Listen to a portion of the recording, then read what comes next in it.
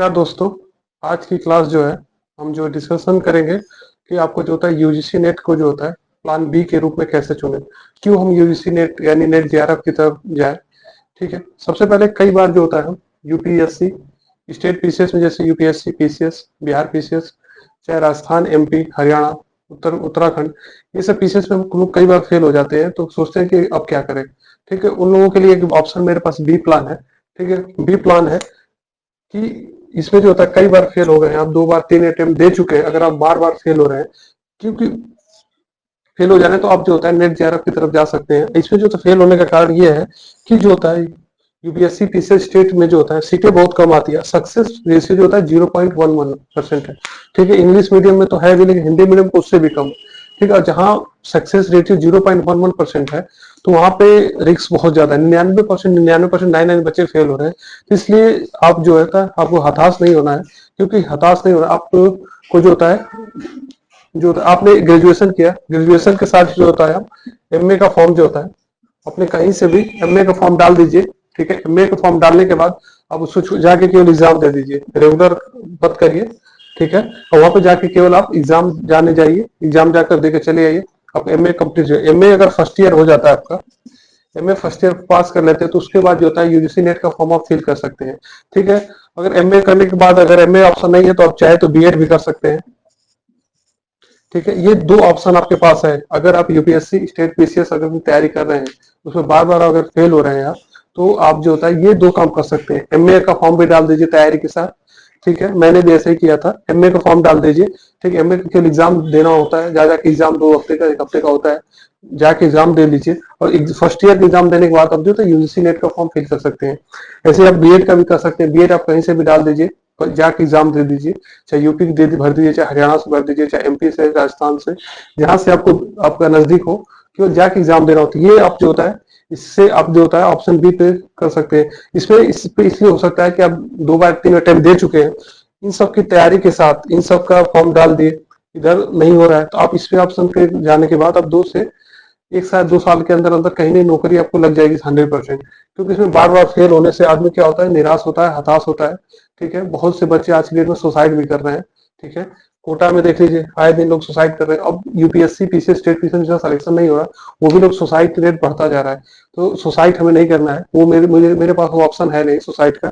इसलिए ऑप्शन ये है कि आप एमए साथ में कर लीजिए, तैयारी आइए, साथ में एमए भी करके आप जो नेट जेआरएफ में भी एग्जाम दीजिए। अगर आप यूपीएससी स्टेट पीसीएस का ऑप्शनल ज्योग्राफी या हिंदी साहित्य या कोई भी सब्जेक्ट लेके करते हैं, तो नेट ऐसे ही हो जाएगा। नेट का पेपर बहुत सिंपल है, और मैं अब चैनल पे वही काम करने जा रहा हूँ कि नेट जो है कैसे आप जो होता है फर्स्ट अटेम्प्ट कर लें, फर्स्ट अटेम्प्ट में जो होता है नेट जेआरएफ को करेक्ट करें। ठीक है, इसके और जो होता है जेआरएफ कर लेंगे, तो आपको पीएचडी में एडमिशन के लिए जो होता है इनरोल करा लेंगे, तो उसमें आपको 20 से 25 लाख रुपए यहाँ पे भी मिल जाता है, 20 से 25 लाख। तो ये क्या होता है कि आपको थोड़ा सा इकोनॉमिकली जो होता है हेल्प मिल जाएगी, इसलिए आप सही से चुन लीजिए। और ये 20 से 25 लाख हो सकता है अपना कोई कोचिंग भी स्टैब्लिश कर लीजिए, कोई बिजनेस आप खड़ा कर सकते हैं। ठीक है, एजुकेशन फील्ड में ही रहते हुए। ठीक है, तो एक तो कम सक्सेस रेशियो बहुत कम है, और दूसरा है ये बीएड कर लीजिए, बीएड करने के बाद सीटेट कर लीजिए। ठीक है, सीटेट करके भी आप जो होता है अच्छा खासा पास करने के बाद किसी भी दिल्ली में चाहे कोई कहीं भी आप भी स्टडी के लिए पढ़ा सकते हैं, 30 से 40 50 हजार आराम से मिल जाएगा। ठीक है, तो हमें सबसे पहले जो होता है, अगर आप फेल हुए हैं तो घबराने की जरूरत नहीं है, आपको चुपचाप क्या करना है, बीएड या तो एमए कर लीजिए। ठीक है, एमए करने के बाद अब जो है नेट का फॉर्म फिल कर दीजिए। ठीक है, और खुशी की बात यह है कि नेट का फॉर्म जो होता है, यूपीएससी क्या होता है, यूपीएससी की साइकिल 2 साल की है।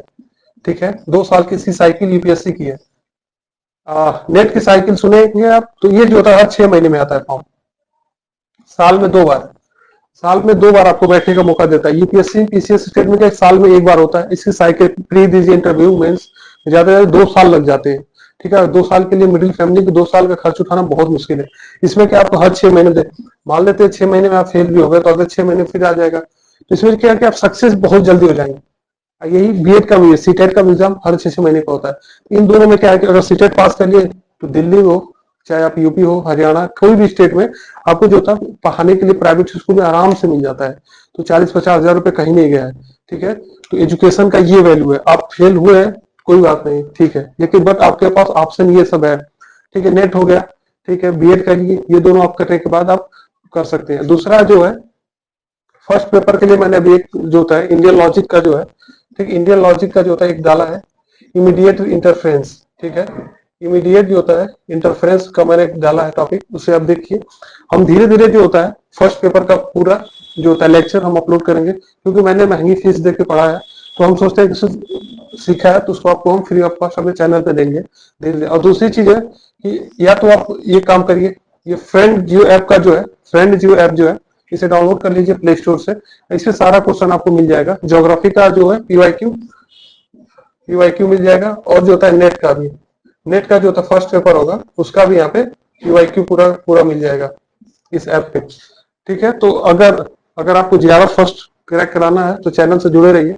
और दूसरी बात है कि अगर आप फेल हुए तो कोई दिक्कत नहीं है, आपके पास एक दो दो ऑप्शन है, आप बीएड कर लीजिए या तो एमए कर लीजिए, एमए करके नेट जीआरएफ कर लीजिए, अब तो पीएचडी भी चलती रहेगी, पैसे भी आते रहेंगे आपको, ठीक है। हर महीने मान के चले कि आपको 35 से 40 हजार रुपये आएगा हर महीने, ठीक है, 35 से 40 हजार रुपये ये भी आएगा।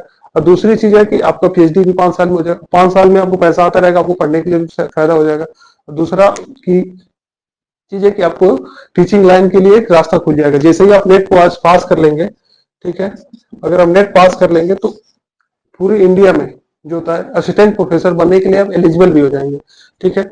और जो होता है एमए में आपको परसेंटेज जो केवल चाहिए 55 से 60% चाहिए इसमें पास होने के लिए, ठीक है, 55 से 60% अगर आपका है, ठीक है, अच्छा सेकंड डिवीजन थर्ड डिवीजन भी है तो एमए से अगर है तो भी आप नेट का फॉर्म भर सकते हैं, ठीक है। और इसमें क्या है कि आप ऑल एलिजिबल जो होता है एलिजिबल हो जाएंगे पूरे उसके लिए। तो अभी जैसे हरियाणा एचएसपीएससी का फॉर्म आया है, हरियाणा एपी का फॉर्म आया है, यूपी का भी आने वाला है, ठीक है। और दूसरी चीज यहाँ पे एमपी में का भी एग्जाम हुआ है, तो इसलिए जो होता है आप नेट के लिए जो होता है किसी भी स्टेट में असिस्टेंट प्रोफेसर बन जाएंगे। असिस्टेंट प्रोफेसर की जो सैलरी है वो भी आईएएस की इक्विवेलेंट ही है, ठीक है। इसमें जो होता है आप राजनीति में प्रवक्ता जो होता है लेक्चरर प्रवक्ता वगैरह बनने के लिए भी एलिजिबल हो जाते हैं, और किसी पॉलिटिकल पार्टी के लिए भी, ठीक है। तो अगर नेट क्वालिफाई करके असिस्टेंट प्रोफेसर बन जाते हैं तो उसके लिए आपका जो है किसी पार्टी से भी आप जुड़ के भी राजनीति में अपना करियर बना सकते हैं। तो ये नहीं है कि आप आईएएस नहीं बने तो हमने एक छोटी नौकरी, ये भी उसी की इक्विवेलेंट है। ये वो सोचे कि आईएएस बन के नेट क्वालिफाई करके असिस्टेंट प्रोफेसर बन के तो मैं बहुत छोटा इंसान हूँ, ऐसा कुछ भी नहीं है। इसकी सैलरी जो होता है 56,500 ही है, ठीक है। लेकिन नेट का भी सैलरी जो होता है नेट का असिस्टेंट प्रोफेसर फिर 1 लाख से ऊपर है, ठीक है। तो ये चीज है, ठीक है। अगर आप जुड़ना चाहते हो तो जुड़ जाइए, पेपर फर्स्ट क्लास लेंगे, ठीक है। अगर आप फेल हुए तो ये बनाइए, ठीक, फेल हो गया तो आप नेट एमए और ये करने के बाद ये कर लीजिए, ठीक है। मेरे पास फर्स्ट पेपर का सिलेबस भी है, हम धीरे धीरे सिलेबस को दिसंबर से पहले पहले जो था दिसंबर सेशन 2024 वाला जो है, ठीक है, दिसंबर 2024 का जो एग्जाम है इससे पहले पहले हम एग्जाम कर लेंगे, इसे कंप्लीट कर लेंगे फर्स्ट पेपर, क्योंकि बच्चे जो है बहुत फेल हो रहे हैं, ठीक है, सिलेक्शन रेशियो बहुत कम है। इसलिए आप ऑप्शन बी को भी साथ में लेकर चलिए, नहीं तो घर पे और अपने ऊपर सबसे बड़ा प्रेशर बढ़ता जा रहा है, ठीक है। आज के लिए इतना ही, thank you so much, bye bye, see you, take care.